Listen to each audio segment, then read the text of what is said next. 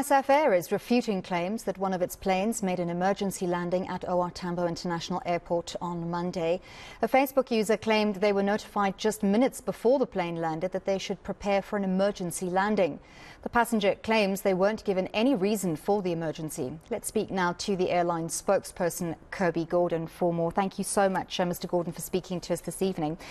First off, if you could explain to us what the difference is in terms of technicalities between an emergency landing and a priority landing.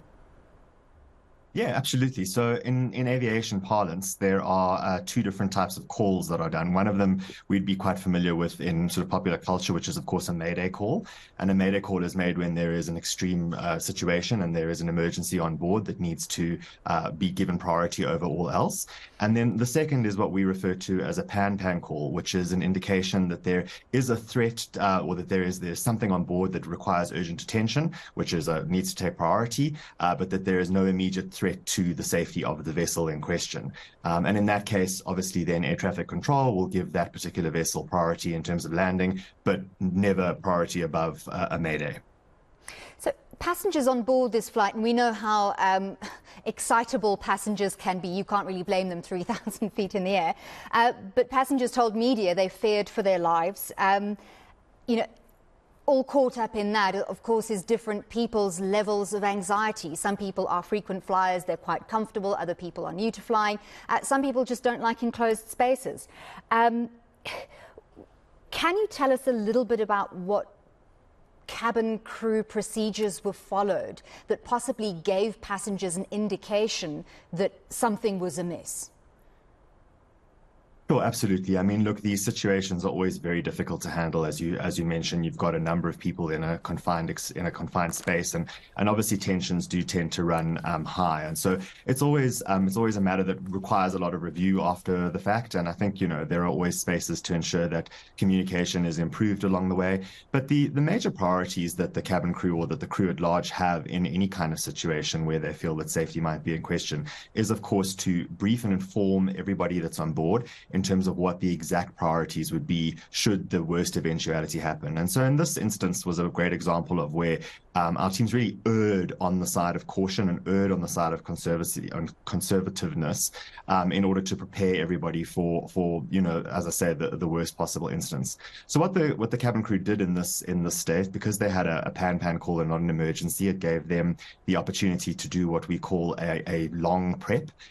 So there are different circumstances or different things or different procedures that cabin crew can follow in situations on board an aircraft. They either need to obviously enact full-on emergency situations whereby they would need to, prepare themselves for whatever eventuality might come. They have what they call a short prep, which is where they literally just look at some of the basics and prepare and secure the cabin as best that they can. And then they have the opportunity for what is called a long prep. And a long prep is utilized when there is no immediate threat to the vessel. And it's really an opportunity for the cabin crew to work through the cabin, take a good look at what's going on, ensure that all security measures that they can put in place are in place, that there are no loose items, that everybody's strapped in.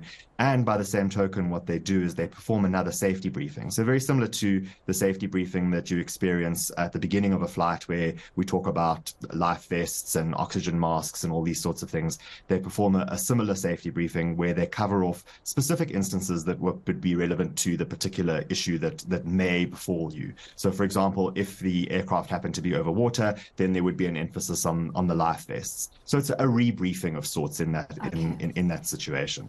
In this instance, the alarm was caused by an unusually high vibration in the engine, if I'm phrasing it correctly. And upon landing, when that gear was checked, it was found to be in perfect order, and you'd notified people that it was an indication error. Now, these days, the odds of dying in a plane crash are about 1 in 11 million.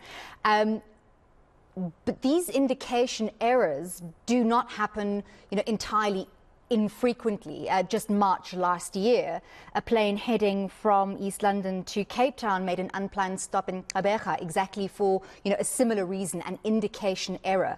Are these incidences happening within normal tolerances? Absolutely. So these are, I mean, aircraft equipment across the board or aircraft are fitted with incredibly sensitive equipment. And it's essential that they do have that. And of course, it's also essential that at no point do we ever ignore any indications from these equipment. So in this particular instance, yes, it was a vibration sensor that was fitted to one of the engines, and there was an indication that was given to the pilot that the vibration parameters or the vibrations were slightly above the required parameters or the permissible parameters. And so that even though there was no change to the aircraft's performance or no change to the experience that he had as the pilot in command, he needed to take the essential actions that would be akin to that sort of circumstance in case it was something that was more severe. And these are common occurrences. I mean, we often hear the term indication error. It's something that we use in aviation quite frequently because there are so many different sensors and they are so hypersensitive to what's going on. But, there's never a circumstance where one can ignore an indication. It can happen. I mean, it's always dangerous to make a comparison to a motor vehicle, but it's a bit like if you were driving along and you saw your oil light come on, but your car felt as though it was going fine. You would never ignore it. You would always ensure that you pulled over and checked out and made sure that everything was fine, or slowed down and went to the nearest service station. And it's really the same that these guys experience up in the air. Mr. Gordon, so as people become more and more accustomed to air travel and we become more accustomed to relying on technology, perhaps passengers sort of take themselves out of the safety equation and we forget that every passenger on board has an equal responsibility in terms of, ensuring sort of everybody's safety. Do you think that more awareness needs to be driven about the differences, for instance, between a priority landing and an emergency landing? Or do you find that your passengers are, very well informed, that they would know the difference and that they know sort of when to panic and when to just sort of ride it out?